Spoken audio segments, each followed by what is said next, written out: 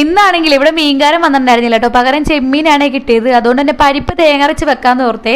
പരിപ്പ് നല്ലോണം കഴുകി വൃത്തിയാക്കിയിട്ട് ഒരു കുക്കറിലോട്ട് ഇട്ടിട്ട് 2-3 പച്ചമുളകും കുറച്ച് മഞ്ഞൾപ്പൊടി ഉപ്പും വെള്ളവും കൂടെ വെച്ചിട്ട് ഒന്ന് വേവിച്ചെടുക്കാവേ. അത് വേവുമ്പോഴത്തേക്കും നമുക്കൊരു അരപ്പ് റെഡിയാക്കാം കേട്ടോ. തേങ്ങയിലോട്ട് കുറച്ച് കുഞ്ഞുള്ളിയും ഒരു തണ്ട് കറിവേപ്പിലയും കുറച്ച് നല്ല ജീരകവും വെള്ളവും കൂടെ വെച്ച് നല്ല മഷി പോലെ അരച്ചെടുക്കാം കേട്ടോ. കുറച്ച് മഞ്ഞൾപ്പൊടി കൂടെ ഇടണേ.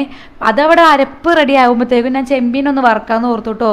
ഞാൻ കുളിച്ച് കയറും മുന്നേ ചെമ്മീനൊക്കെ വൃത്തിയാക്കിയോണ്ട് ഇനി കറി മാത്രം വെച്ചാൽ മതി കേട്ടോ. ചെമ്മീനിലോട്ട് ഒരു തണ്ട് കറിവേപ്പിലയും കൂടി ഇട്ടിട്ടുണ്ടേ.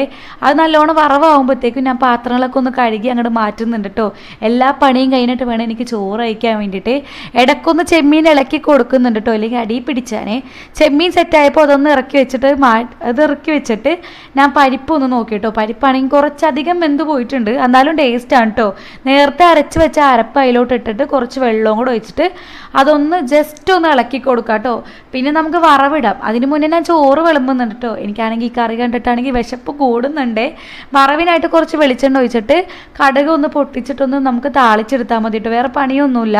ഈ പരിപ്പൊന്ന് ജസ്റ്റ് ഒന്ന് ചൂടാക്കണം കേട്ടോ. ഈ വറവിട്ടതിന് ശേഷം വെറുതെ ഒന്ന് ചൂടാക്കിയാൽ മതി. ഒരുപാടൊന്ന് തിളപ്പിച്ചിട്ട് അതിൻ്റെ ടേസ്റ്റ് പോകരുത് കേട്ടോ.